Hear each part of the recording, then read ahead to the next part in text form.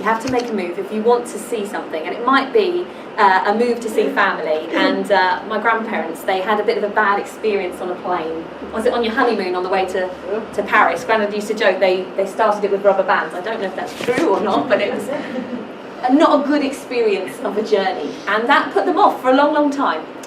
We found an alternative mode of transport, so we'd go on the ferries and go over to the continent, travelled all around Europe, which is fantastic.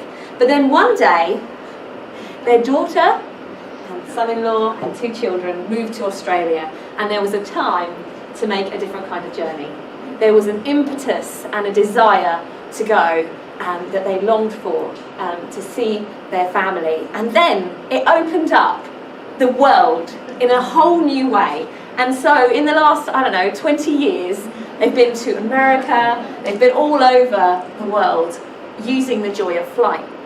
And it's great, the things they've seen, the famous places, ticking off those things on the bucket list. Mum and Dad took the opportunity while they were in Africa this summer to do the safari and to see the big 5 in person.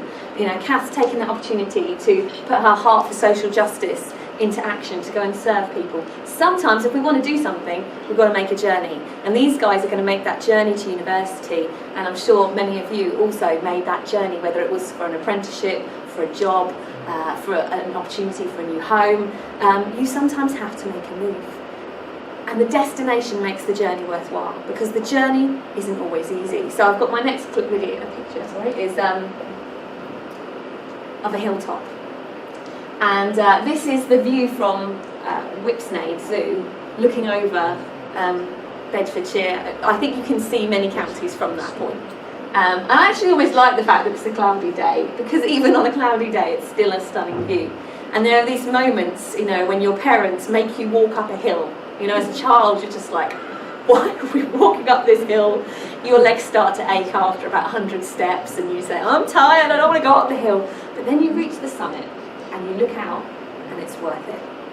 And there are many things in our lives where we're on a journey, and we're thinking, is it going to be worth it?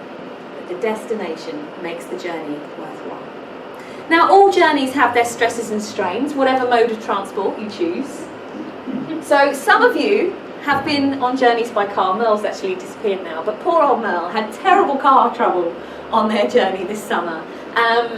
How many people got caught up in traffic jams, on journeys? And you get to that point, you're like, why did you not go to the toilet at the last stop, Well, there doesn't appear to be a petrol station inside, and the light isn't now flashing.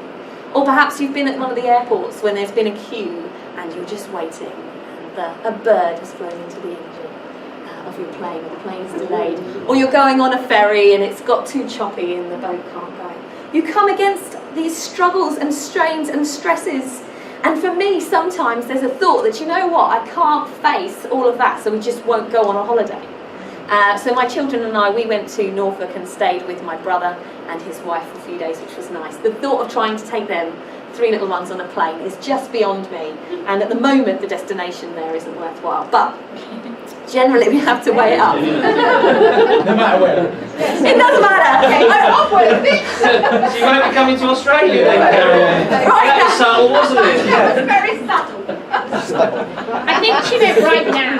Yes, I think she meant right now. Right, for those of you watching this talk on the website, on the recording afterwards, no, Australia will be worth it one day, right now. Jesus did say, before you start building a building, first count the cost. And before you make a journey, first count the cost. There's no point going on holiday and not having enough money when you get there to do anything. And my mum loves holidays, and she loves planning holidays, and it's just one of those things, she just takes care of it all. She enjoys booking it, she enjoys looking at the places and deciding where we're going. And when we went to New Zealand, which was the best holiday ever, and I have to say that because my little brother's upset he didn't get to come that moment. And we went all over, and it was fantastic. And before we'd gone, she'd looked at different places and things to do, and she had saved up all year so that we could have these experiences when we got there. So Dad and I climbed over the Sydney Harbour Bridge that holiday. Amanda and her went out on the boats and saw some whales and all sorts of things. And we kind of... So we did Australia and New Zealand. It was a kind of amazing holiday. And, we have to count the cost before we start the journey. We've got to make sure we're going to be able to reach our destination. We've got to make sure we're not going to run out en route. And there will be times when we feel like we want to turn back. And we wonder, is this journey going to be worth it. And one of my favourite preachers is Charlotte Gamble. She's from the Life Church in Bradford. And she did this amazing talk. She's a very visual person. She's got her oar out. She's rowing across a lake. And she says, you know, you get to that point in the middle and your arms are aching. And the middle is the hardest point on a journey because you think, I can't go back now because I'm halfway. But I don't feel like I have the energy now to make it to the other side. You're tired, you're weak, and you're thinking, why did I even start this? And it might be a project, it might be a job, it might be that at home you decided to start redecorating this summer, and now you've made more mess than, as you pulled off the wallpaper, you discovered the wall underneath it is crumbling perhaps, and you think, this project's got bigger, I don't know, I've had enough, I wish I could stop this. And for me, I've been on quite a journey over the last couple of years, and I've got to that point this summer where I just thought I've had enough. And the devil is so clever in his timing, but God is even more clever. And I got some news while my parents were away, my sister was away, everyone was away. And it's the kind of news that just knocked me flying. And I thought, you know what, Lord, I was already exhausted. And now this new news is enough to make me topple over. But you know what? What had happened in my diary that I'd got planned that very day was to see Sue. So half an hour after this news that I thought, how am I ever going to pick myself up from this news? God had already put Sue in my pathway. And there's times I said to Amanda, it almost feels to me, I haven't actually experienced childbirth in the normal sense because I've had 3 C-sections. But I felt like that. You know, like when you're in the middle of giving birth and it's that, I've had enough now. And the midwife, you've seen Call the Midwife, the midwife said, we can't stop now, you're on your way. This journey has to be completed. And there are times, whether it's cancer, whether it's a family breakdown, whether it's a challenge that you just didn't expect, and you're on it and there's no U-turn, there's no getting off now. The war has started, the storm has come, and we've just got to keep on going. But one of the verses that came to me this summer, and it's one of those ones that I love, and I don't understand why this is not sold on t-shirts and mugs. This is an awesome verse, and this verse, girls, goes with you. It's what Amanda was saying, we're never alone. 2 Timothy 4:17, but the Lord stood at my side and gave me strength. I just love those words. And Paul is writing at a time when he knows his life is coming towards its end. And he has been deserted by people. And he has had pain and hurt inflicted by others. It's a painful time. Much like Jesus experienced in the Garden of Gethsemane. He asked his disciples to pray with him and they just fall asleep. And sometimes when we're going through the darkest times, we are alone. Because nobody quite understands. Nobody quite knows what you're going through. It's just you and the Lord in these times. But the Lord stood at my side and gave me strength. You know, and the help of others is lovely. It's great, and it's great when we as a church become family. And it's funny to be back in this room and to think, a year ago, my dad's saying, does anyone have any furniture that Suzie could have? She needs furniture. And people came forward, and I got a bed, and I got a dining table and chairs, and duvets, all the things that we need. And it's great when we do it, but there's something even more powerful that we have to offer each other, and that's the Word of God. The foundation to stand on, the truth. We're not alone. And even if everybody was on holiday when I'd had that phone call and there wasn't a meeting booked in, God would have still been there. And it was just such a silly thing. That night as I fell asleep, I just prayed, God, stay with me.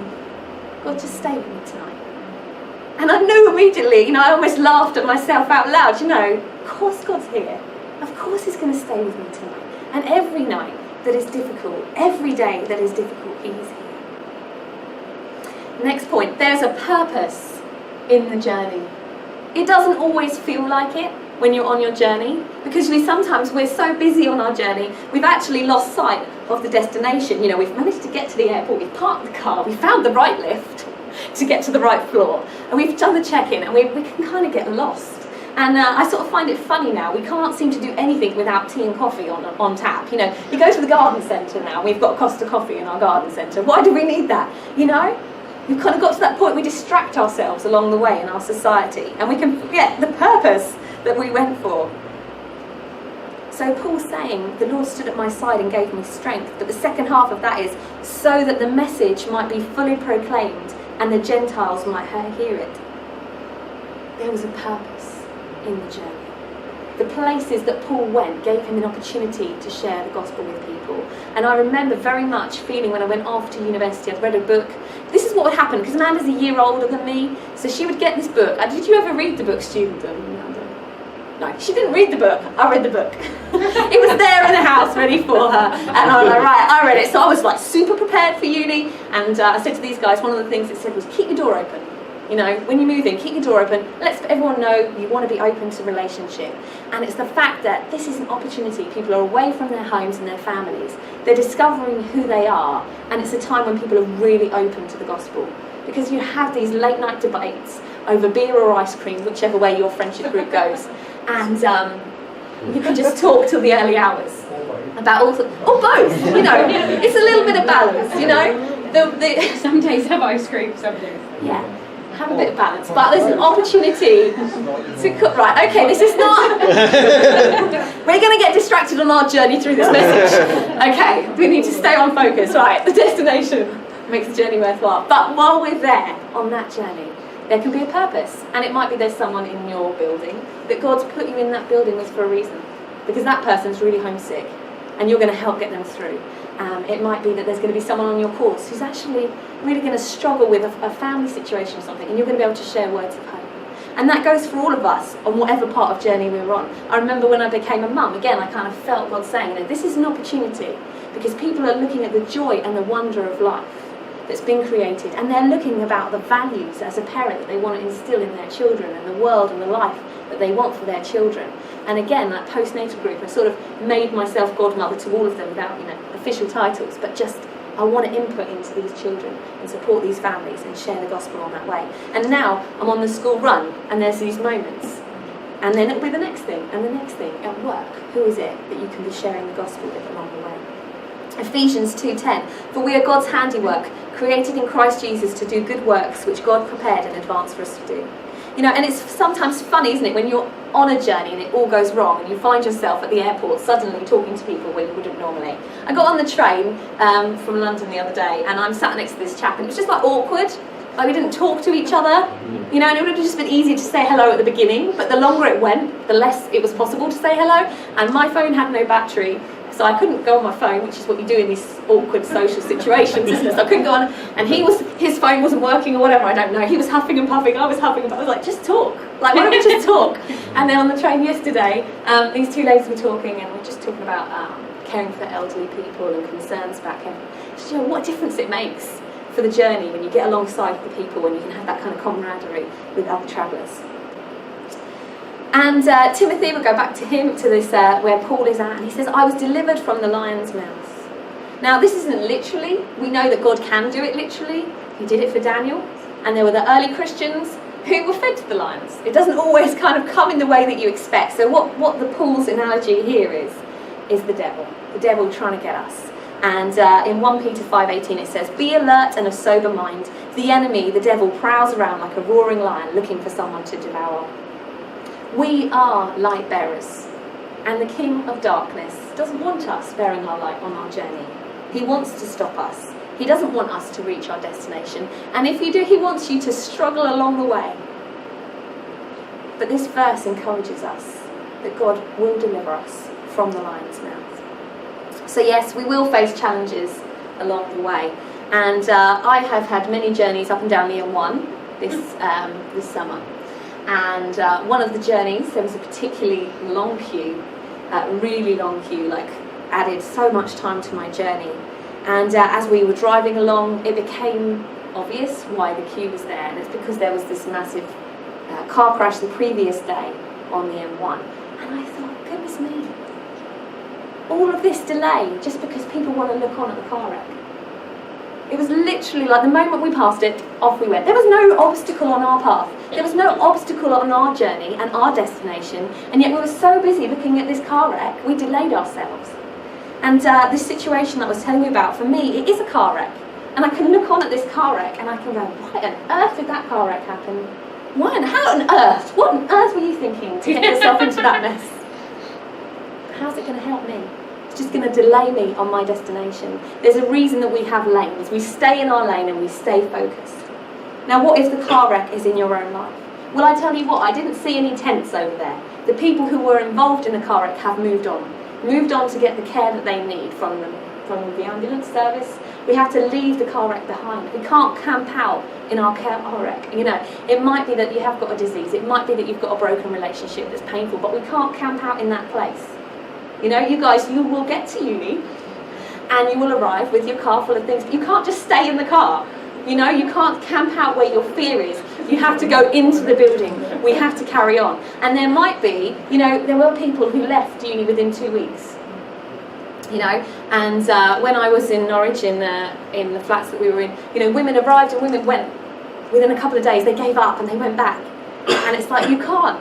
You've got to keep moving on your journey. Don't camp out in your car wreck. And you can sit there and go, oh, this is awful. This is awful. This is so terrible. What's happening? It's awful. In the world, there's this potential war and there's tsunamis and there's a landslide and there's all of this. And you could just camp out in the crisis. But actually, it says here, the Lord will rescue me from every evil attack. He's got a purpose for me. And we need to remember our destination, which is my next slide. He will bring me safely to his heavenly kingdom. That is our final destination, his heavenly kingdom. Our citizenship is in heaven. Our destination, along the way we've got things to go, but you know, university isn't the end destination. Even the job isn't the end destination. Getting married isn't the end destination. Having a child isn't the end destination. We know that. Once you've got the child, there's a whole lot more that comes. You know? It's still going, right, Dad? Julie, Barry? It never stops. I love it. Grandad told Auntie Carol to make sure she didn't lose me in London. I'm 31. I used to work in London. Used to commute every day. Too young. You must be like 20-something. You know, parenting, it never stops. This journey of becoming more and more Christ-like doesn't stop. We have got our destination. Sorry, I wasn't going to preach this one. Doesn't matter. And we've got a reward waiting for us, and it is the crown of righteousness. And Paul says it's not just for him, it's for all who've longed for Christ's reaping. That is our end goal. That is our destination. And we have to focus on Jesus. And I love this verse. This is like I get one of those daily Bible verses on my phone. Praise be to God and the Father, our Lord Jesus Christ, the Father of compassion and the God of all comfort, who comforts us all in our troubles, so that we can comfort those in any trouble with the comfort we ourselves receive from God. I love it. It's so double-handed. It's so double-handed. We could stop there at the end of the first verse. How amazing. The Father of compassion, the God of all comfort is there for you. Whatever. I mean, we share in the gathering, and sometimes this year, when we've been sharing, it's just situation after situation after situation. You just think, God, come Jesus, bring your kingdom, because deliver us from all of this. And he says, I'm here. I'm the Father of all compassion, the God of all comfort. I'm never going to leave you. I'm never going to forsake you. I am here. But he doesn't want us to camp out in that place. He doesn't want us to camp out in his comfort. He comforts us in all our troubles so that we can comfort those in any trouble with the comfort we ourselves receive from God. There are people waiting. There are people looking on. You know, wherever you find yourself, there are others who need you. So we have some good friends, Amanda and Dan know them as well. They had a daughter very, very poorly, and they would find themselves in Great Ormond Street. But they had this kind of attitude when they got in the waiting room of looking around and seeing who else was there, sharing tips and advice. So their girls had allergies to everything, you can relate, and you know, all this vomiting, and ended up with tubes and all sorts of things. And just even when she was out in the park spotting someone else with a tube, it's like we can have this comfort and then be ready to pass that comfort on to others. And I do find it so interesting how God uses us of channels of his love and his peace, and as it flows out from us, it's just the most beautiful thing, and it actually brings healing because it gives purpose to what you've been through, as you can see that it's blessing other people when you share that comfort. And I suppose we can link it back to harvest with a reaping. We will reap the rewards. You know, we long for those words. Well done, good and faithful servant. And I remember hearing these words from 2 Timothy 4:7 at a funeral of a gentleman at our old church, St George's. And Jim was a lovely character. And he never had a position or a title. in the church. He wasn't someone who had lots of accolades. He was just someone who lived his life for Christ. And the evidence was all around by the fact that there was I don't think there was even enough seats. It got to that point of standing room at his funeral, and you just saw all of the lives that he'd impacted. And these words, I have fought the good fight, I have finished the race, I have kept the faith. It's so easy along the way to get distracted. It's so easy along the way to want to camp out, to want to turn back. But when we keep going, we will reap the rewards. And that might be a degree. That might be a new job. That might be a new family. That might be kingdom and the crown in heaven. So we have that to look forward to.